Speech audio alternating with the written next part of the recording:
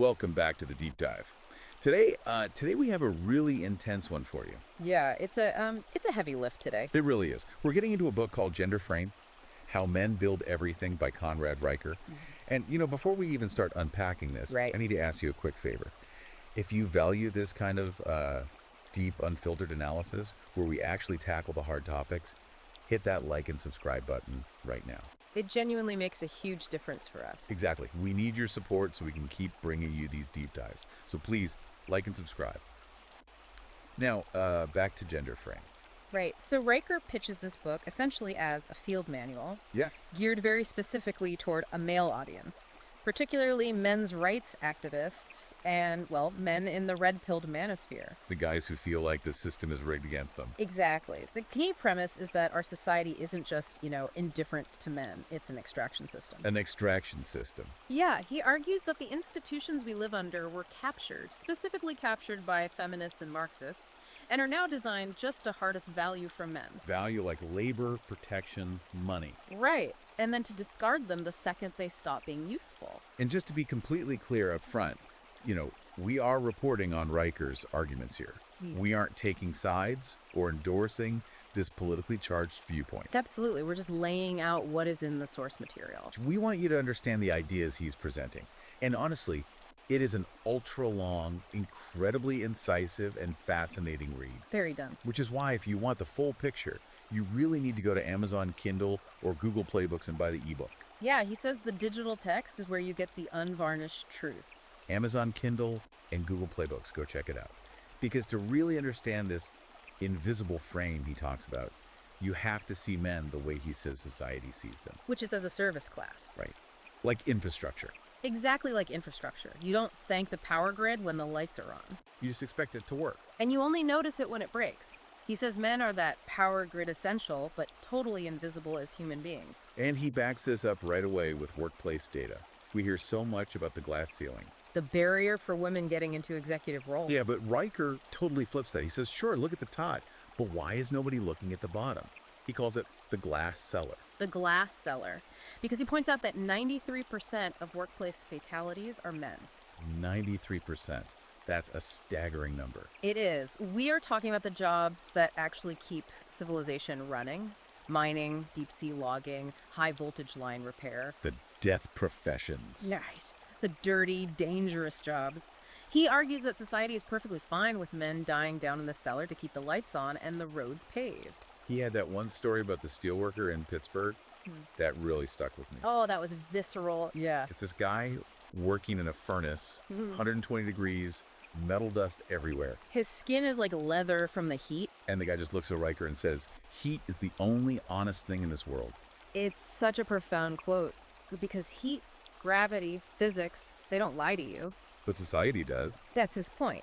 He contrasts that physical, brutal honesty of the cellar with what he calls the modern cult of vulnerability. Which brings us to the Apollo 13 example. I found this fascinating. Yeah, usually we see Apollo 13 as an engineering triumph, but Riker frames it as a triumph of emotional control, stoicism. Because when the oxygen tank blew, they didn't stop to do a feelings check. Right. Gene Kranz didn't ask the astronauts if they felt valid or safe. He just said, let's work the problem. And Riker says that kind of stoicism isn't toxic masculinity. Not at all. He says it's an evolutionary necessity for survival. If those men had stopped to process their trauma in the moment, they would have died. So he's saying that modern therapy culture, this push for vulnerability, is actually a trap for men. A huge trap. He argues men are punished for showing weakness, but now they're also punished for being too stoic or too strong. It's a no-win scenario. And he says that trap is even worse in the home, which leads to arguably the most controversial part of the book, what he calls the marriage plantation. Yeah, he takes a very cold, purely economic view of marriage here. He talks about the service to exploitation ratio. Right. He argues that marriage is essentially a financial transfer mechanism where the man assumes all the risk. And this is where he brings in hypergamy, which is a word you see a lot online, but he gives it a very specific definition. He says hypergamy means women don't actually want equality, they want upgrades. Upgrades, wow. He cites statistics showing 70% of divorces are initiated by women. 70%, And he links this to the walkaway wife phenomenon. where a woman basically cashes out. Exactly. He argues they tend to leave right when a man hits his peak earning years, so the assets are highest, or when he loses his utility, like if he gets laid off or sick. And he ties this into that soft life trend we see all over social media right now. The soft life. Yeah, Riker sees that as a celebration of female parasitism, honestly. Funded entirely by invisible male labor. Right. It's the desire for the result without the struggle. He uses the commitment threshold model to explain how it happens. This was the part where he compares relationships to operant conditioning, like a psych experiment. Yes, Skinner boxes. He claims that emotional intimacy and even sexual response are often used to condition men into providing financial commitment. So you get the reward when you buy the ring or the house, Once the commitment is legally locked in, the conditioning schedule changes. The rewards drop off. because the sale is closed. Exactly. And if that sounds cynical, he says just look at the legal labyrinth, look at family court. Let's look at it, because he talks heavily about the fatherhood penalty. The institutional bias here is wild.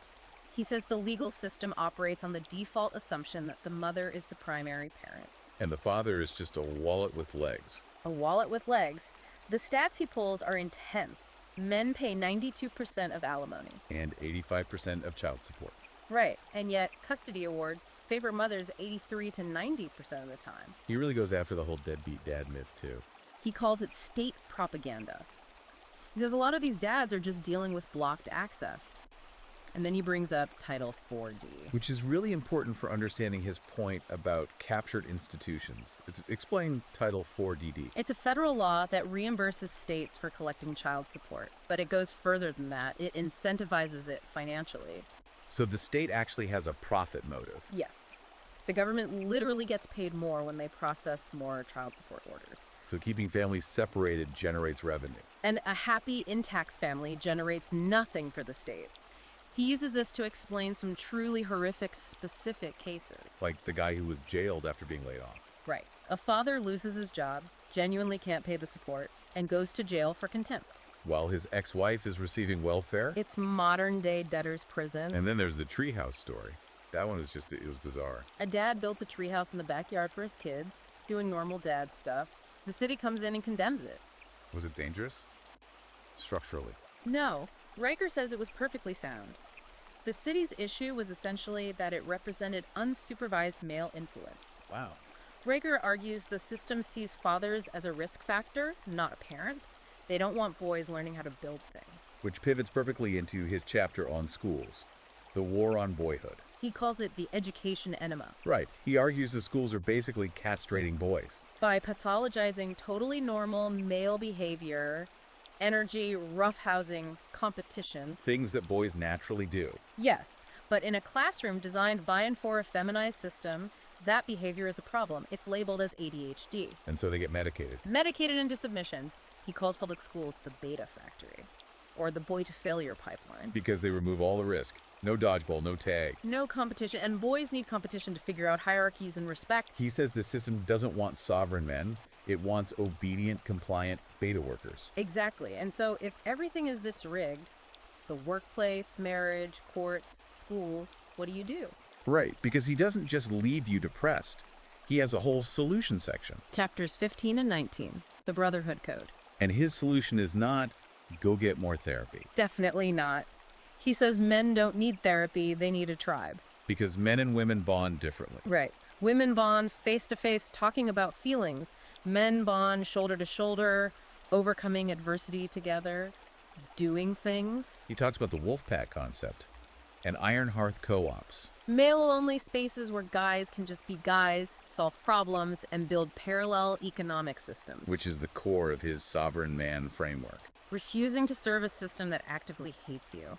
He brings up Tang Ping, the Chinese lying flat movement. Doing the bare minimum. But Riker adapts it. He says, don't just lie flat, completely avoid the traps. Avoid marriage unless you have an ironclad prenup. Focus on creating actual value instead of chasing female validation. It's about waking up to the reality of the red pill future. Right. He points out that men hold 85% of all patents. Men are the engines of civilization. If men stop working those deadly jobs, society collapses. Almost overnight. He says the future belongs to men who wake up to their actual value and refuse to be erased. Well, it is an incredibly deep, heavy dive into this invisible frame. It really challenges you to look at every institution differently, from the classroom to the courtroom. Definitely a survival guide for guys who feel like the math of modern life just isn't adding up anymore. For sure. So we've covered a lot of ground, but we've really only scratched the surface of Riker's arguments. To really get the full field manual, you have to read the book itself. You really do. Go to Amazon Kindle or Google Play Books right now and buy the ebook, Gender Frame. You won't regret it. It's essential reading if you want the unvarnished details. Amazon Kindle and Google Play Books. And if you want to keep up with his ongoing analysis on all this, follow the author at Conrad Riker on Substack. That's at Conrad Ranker on Substack. He posts weekly, unfiltered truth there. Highly recommend checking that out. You know, there's one final thought from the book that really stuck with me. What was that? Riker asks, if men built the world, why are they living in it like tenants instead of owners? It really makes you think he's suggesting that the lease is up. The lease is absolutely up. Yeah. Well, that's going to do it for our deep dive today. What do you think about Riker's invisible frame? Are you seeing it in your own life? Let us know.